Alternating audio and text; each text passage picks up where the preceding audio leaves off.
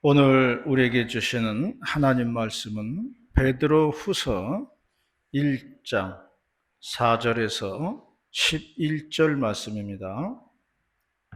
신약성경 베드로후서 1장 4절에서 11절 말씀 교독을 하시겠습니다. 이로써 그 보배롭고 지극히 큰 약속을 우리에게 주사 이 약속으로 말미암아 너희가 정욕 때문에 세상에서 썩어질 것을 피하여 신성한 성품에 참여하는 자가 되게 하려 하셨느니라. 그러므로 너희가 더욱 힘써 너희 믿음의 덕의 지식의 절제를, 절제의 인내를, 인내의 경건을, 경건의 문제 우리의 사랑을 더하라. 이런 것이 너희에게 있어 흡족한즉 너희로 우리 주 예수 그리스도를 알기에 게으르지 않고 열매 없는 자가 되지 않게 하려니와.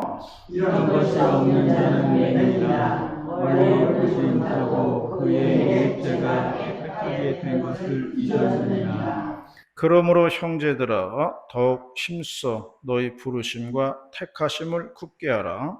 너희가 이것을 행한즉 언제든지 실족하지 아니하리라. 이같이 하면 우리 주 곧 우리 예수 그리스도의 영원한 나라에 들어가는 넉넉히 너희에게 주시리라. 아멘. 언젠가 그 북부시찰 목사님들이 함께 수련회를 가게 되었는데 점심인지라 식당에서 이제 밥을 먹게 되었습니다. 더러는 몇 분 사모님들이 따라갔어요. 점심에 이제 식당에 이렇게 앉아가지고 밥이 나오기를 기다리는데 사모님 한 분이 옆에 이제 목사님이 그 앉아 있으니까 주전자를 갖다가 물을 이제 따라 드리는 거예요. 그런데 그 모습이 아주 조심조심 그냥 이렇게 아주 두 손으로 공손하게 이렇게 따라 드리더라고요. 나는 이제 앞에 이제 앉았었죠. 근데 이제 그 사모님 앞쪽에 남편 목사님이 앉아 있었어요. 그 모습을 본 남편 목사님이 그렇게 말하더라고요. 아니 무슨 새색시가 됐나? 새색시처럼 그렇게 따르고 있네. 아 집에서 하던 대로 해. 그러더라고요. 집에서는 그렇게 안 하는데 나와가지고 그렇게 하니까 사모님도 좀 목사님도 좀 어색했나 보죠. 오늘 말씀이 이제 신성한 성품이라는 제목입니다. 신성한 성품. 개역 한글 성경을 보니까 이 신성한 성품을 신의 성품으로 번역을 해 놓았어요. 신의 성품이다.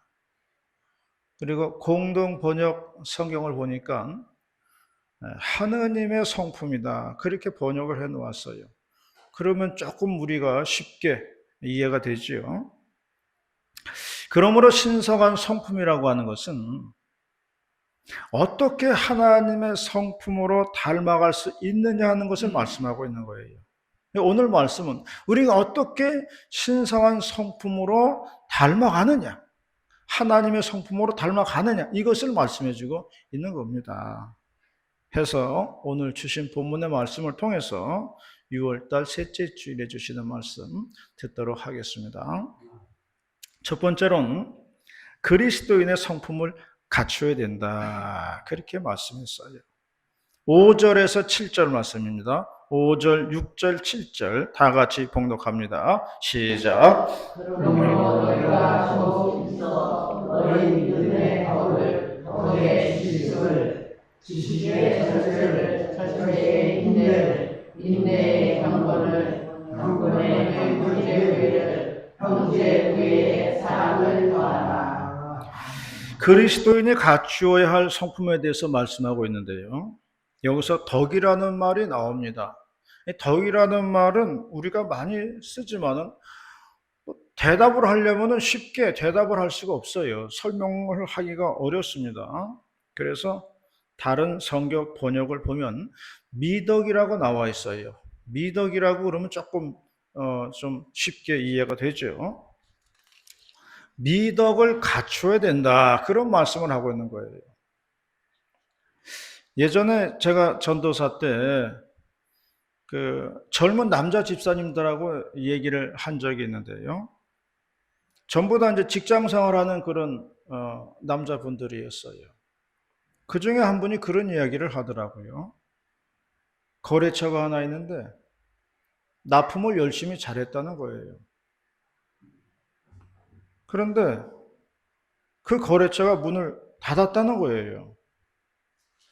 그래서 이 집사님은 밀린 대금을 달라고 했죠. 그런데 돌아온 대답이 없어서 못 주겠다는 거예요. 배째라 그랬다는 거예요. 없으니까. 그 돈 얘기만 하면은 배째라는 식으로 못 주겠다는 그런 이야기를 하더라는 거예요. 그래서 이 집사님은 정말 이해할 수 없다는 말을 하였습니다. 자기도 교인이고 그 사람도 교인이에요. 서로가 알아요. 같은 교인이라는 걸 압니다. 그러면은 대답할 때 어떻게 해서든지 갚겠다고 그러고 조금씩이라도 갚아 나가는 게 그 교인이지. 아니 뭐 배째라 이렇게 나오면 이게 교인입니까? 그런 이야기를 하더라고요. 그러면서 도저히 저는 이해가 되지 않습니다. 저한테 그런 얘기를 하더라고요. 그래서 제가 그렇게 말했던 것 같아요.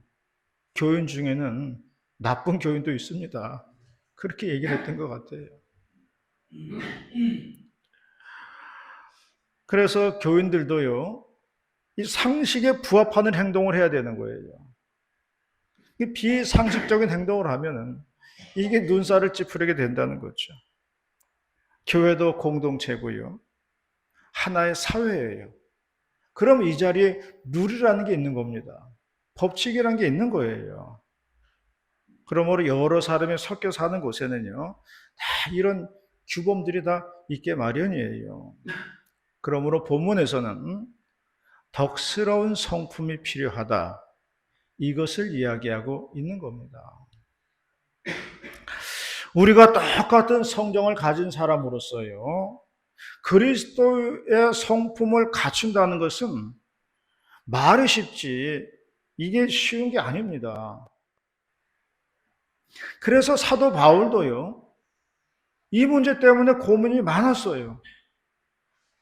그래서 말씀하기를 원하는 바 선은 행하지 않고 악을 행하는도다 내가. 오라 나는 곤고한 사람이로구나 이렇게 이야기를 했습니다. 할아버지가 손주를 앉혀놓고 이제 지혜를 가르쳐 주는데요. 그렇게 말했어요. 우리 마음속에는 선한 짐승하고 악한 짐승이 두 마리가 들어있다.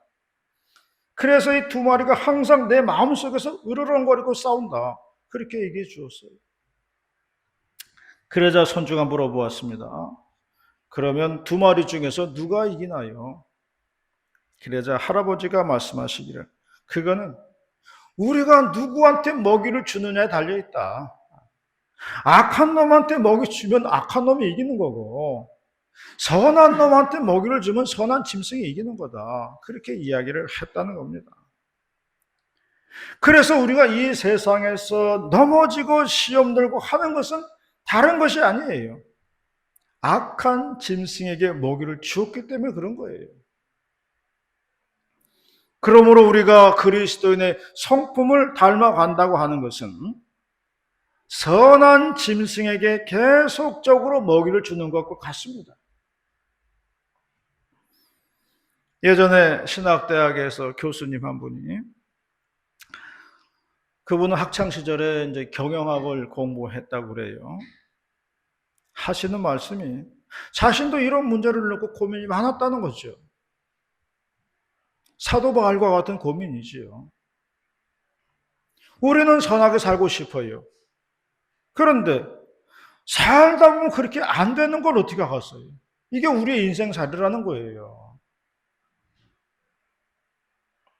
그래서 이분은 스스로 이렇게 터득을 했다고 그러더라고요.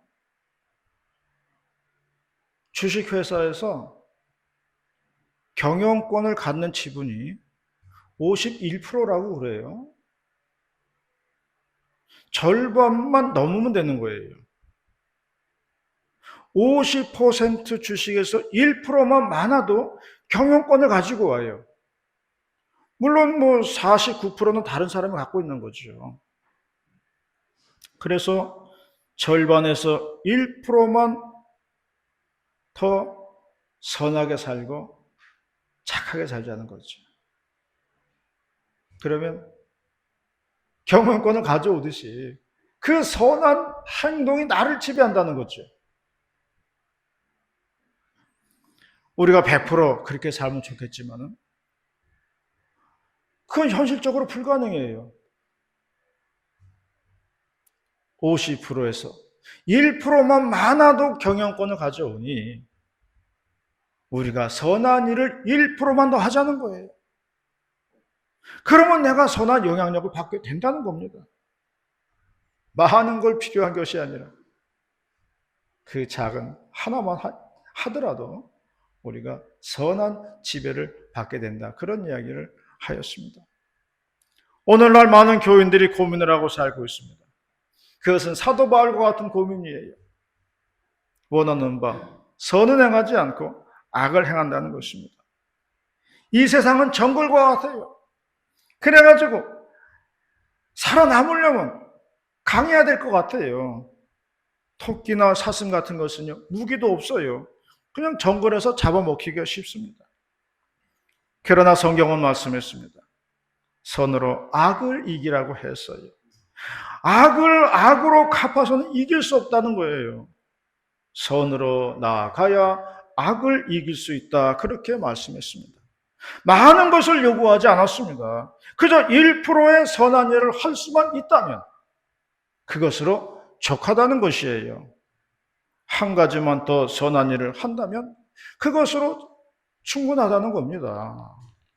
그러면 그것들이 쌓여서 나에게 선한 영향력으로 다가온다. 그런 이야기입니다. 그렇게 해서 주님의 선한 성품을 닮아가는 저와 여러분이 다 되시기를 바라겠습니다. 두 번째로 말씀하는 것은 말씀을 중심에 두고 살라는 것이에요. 10절 말씀입니다. 10절 말씀 시작. 너는 그들아 더 오셔서 너희 부르심과 택하심을 굳게 하라. 너희가 이것을 행한즉 언제든지 똑같이 아니하리라.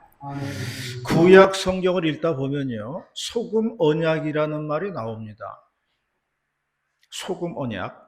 구약 사람들은 양자 간의 중요한 약속을 체결할 때에 소금을 먹으면서 체결을 했다는 거예요. 그래서 지금은 안 그렇지만은 옛날에는 소금이 귀한 것이었다고 그래요. 더군다나 중동 지방 같은 데는 덥잖아요. 땀을 많이 흘리잖아요. 그런 나라는 소금은 생명과 같은 것이라고 그러더라고요.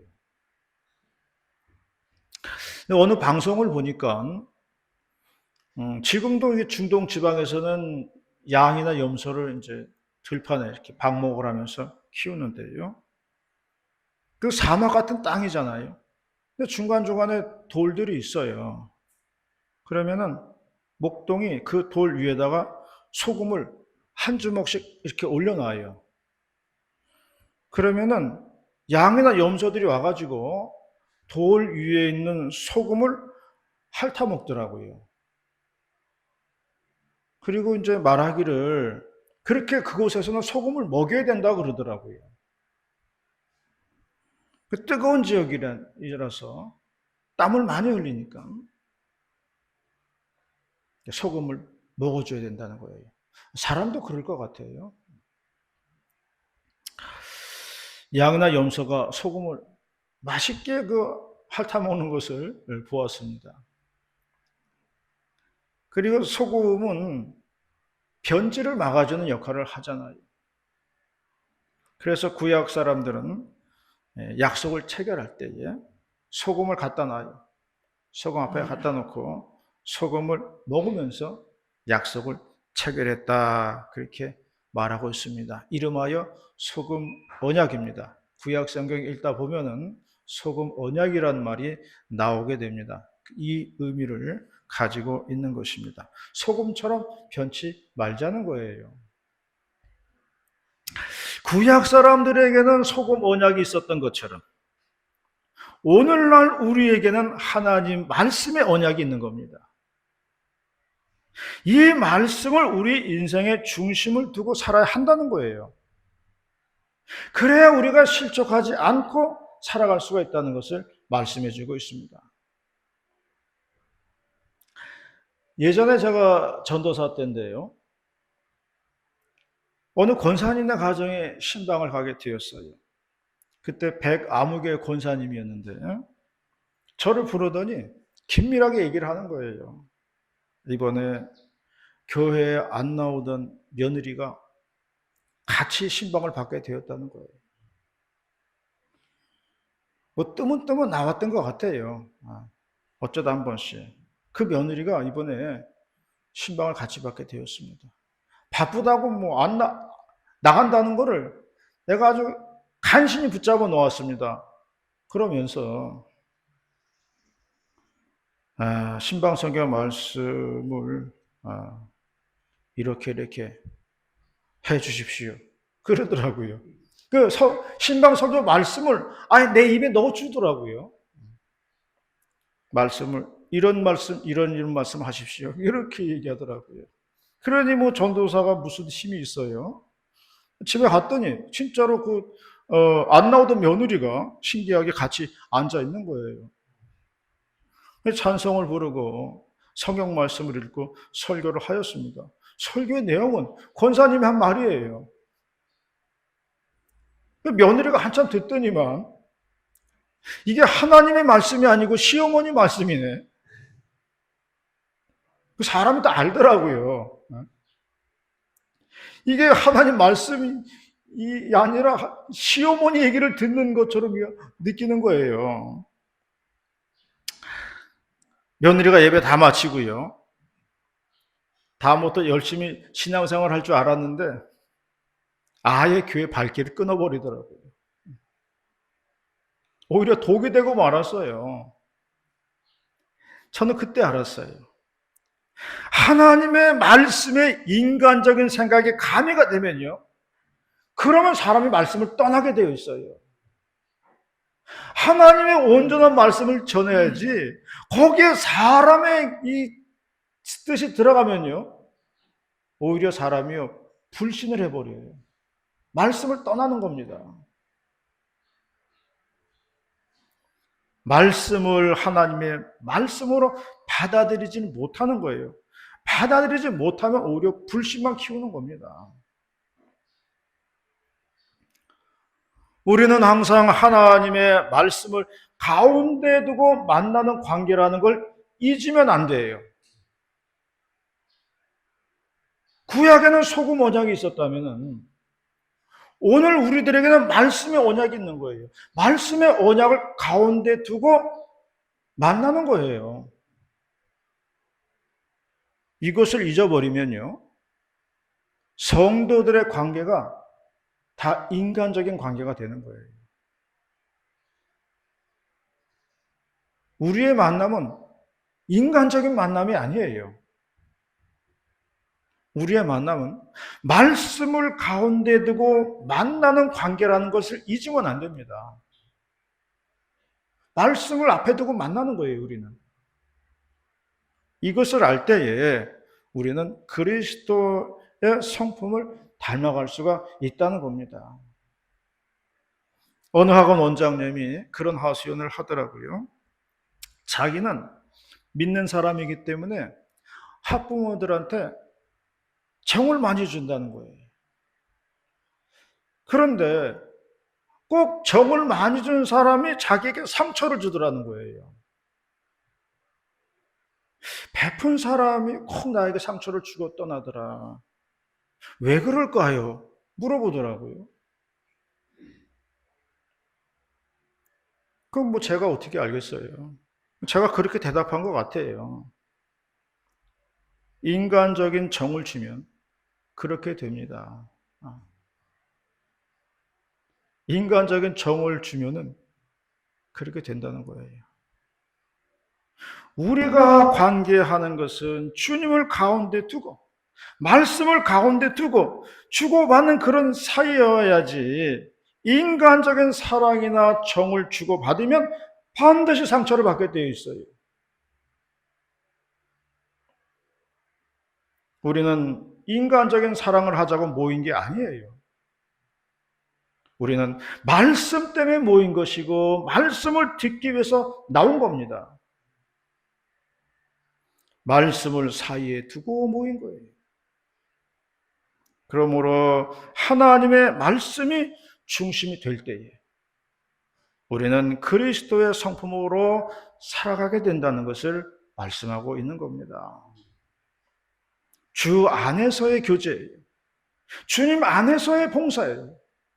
주님 안에서의 사랑입니다. 이것을 잊으면 안 돼요. 주 안에서 행할 때의 바른 봉사고, 주 안에서 할 때의 바른 희생이고, 주님 안에서 할 때의 바른 순종이라는 것을 잊지 마시기를 바랍니다. 해서 말씀을 중심에 두고 말씀 언약으로 살아가는 저와 여러분이 다 되시기를 바라겠습니다. 마지막 세 번째로는 천국 백성으로 살라는 것이에요. 11절 말씀입니다. 11절 말씀 시작. 이렇게 하면 우리 주 곧 예수 그리스도의 영원한 나라에 들어감을 능히 너희에게 주시리라. 지난주에는 그 전권사님 모친이 돌아가셔가지고 경북 영천에 갔다 왔습니다. 내비를 찍어보니까 4시간 반이라고 하지만 길이 좀 막히니까 5시 반도 넘어가더라고요.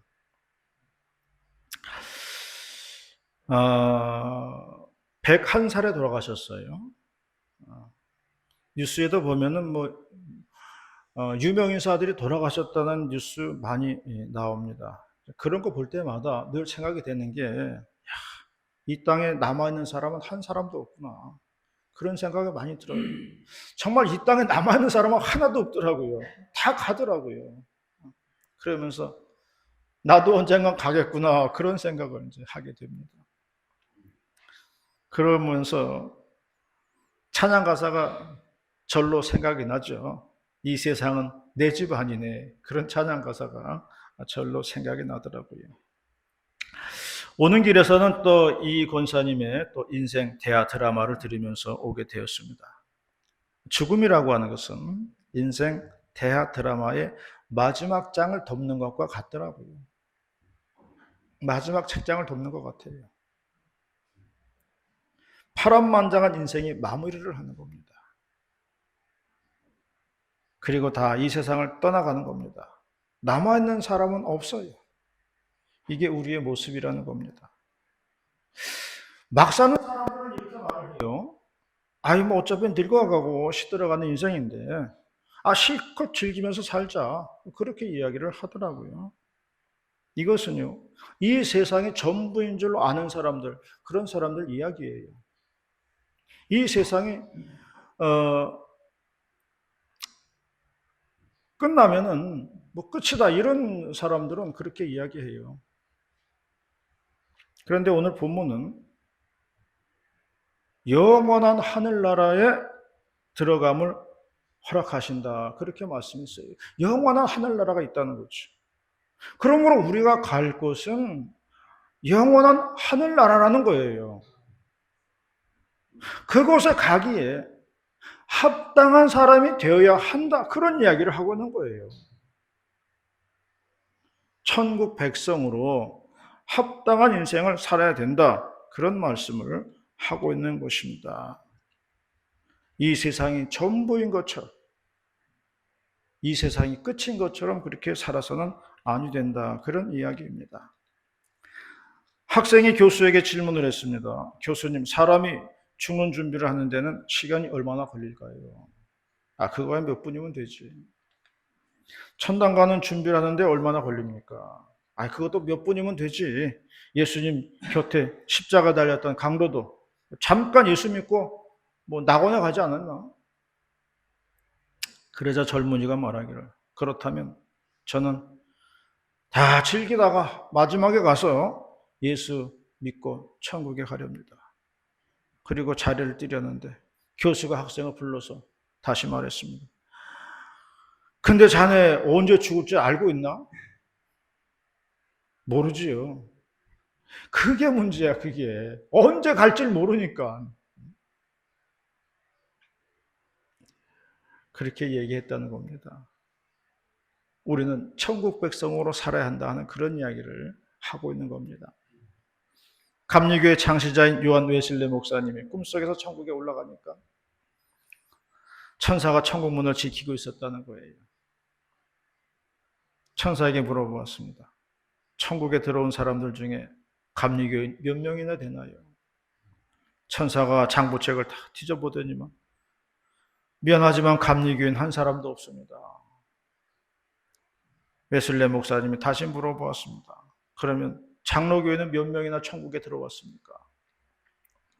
천사가 장부책을 다 훑어보더니만 장로교인도 없습니다. 그랬어요. 웨슬레 목사님은 물어보았어요. 그러면 도대체 누가 천국에 온단 말입니까? 그랬더니 천사가 말하기를, 천국에 오는 사람들은 예수를 믿는 사람들입니다. 예수를 믿는 그리스도인들입니다. 그렇게 이야기를 했다는 것이에요. 이 말은 그리스도인들은 주님의 성품에 참여하는 자들이라는 것을 말해주고 있습니다. 다른 것이 능력이 아니라 거룩이 능력입니다. 거룩한 것이 능력이에요. 다른 것이 능력이 아니에요. 하나님의 성품을 닮아가는 그 거룩이 우리의 능력이라는 것을 잊지 마시기를 바랍니다. 그리하여 거룩한 능력을 덧입는 저와 여러분이 다 되시기를 주님의 이름으로 축원합니다. 기도하시겠습니다. 전능하시고 자비로우신 하나님 아버지, 오늘도 6월달 셋째 주일에 모이게 하시고 말씀 들려주시오니 감사를 드리옵나이다. 말씀 앞에 말씀을 중심으로 모이게 하시고 거룩한 성품을 닮아가는 복된 성도들이 다 될 수 있도록 인도하시고 역사하여 주시옵소서. 할렐루야. 감사드리며 거룩하신 예수님의 이름으로 기도 올리옵나이다. 아멘.